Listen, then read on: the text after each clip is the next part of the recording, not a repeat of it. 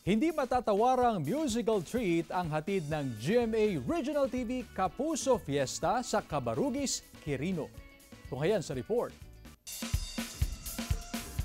Jam-pack celebration at all-out na saya ang nangibabaw sa ginanap na GMA Regional TV Kapuso Fiesta sa Cabarugis, Quirino. Bahagi ito ng pagdiriwang ng Alay sa Masa 2023 ng provincial government.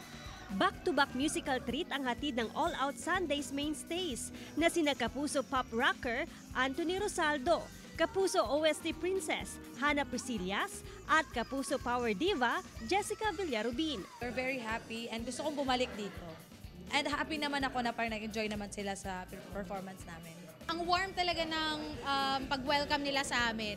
Nakising along ang crowd sa bida ng GMA Afternoon Prime Series na The Missing Husband na si Kapuso actor Rocco Nasino. I think first time ko dito sa Quirino kaya nakakatuwa na makita mga kapuso natin dito na nakikipagsaya kasama namin. Nag-uumapaw na kilig ang sumalubong kay seasoned actor and Kapuso leading man Gabby Concepcion na bibida sa upcoming GMA Afternoon Prime Series na Stolen Life. Nasorpresa naman si Gabby nang batiin siya sa kanyang birthday. Marami ngayon pa lang nang nagpapasalamat na po kami sa pagtangkilik ninyo at suporta sa aming mga teleserye dito lang po sa GMA. Na-amaze ang mga Kapuso artist sa ganda ng mga tanawin sa Quirino. Si Kapuso Pop Rocker Anthony Rosaldo sinulit ang pamamasyal at sinubukan ang wakeboarding sa kanilang spring-fed wakeboarding park na isa sa mga pangunahing atraksyon sa probinsya.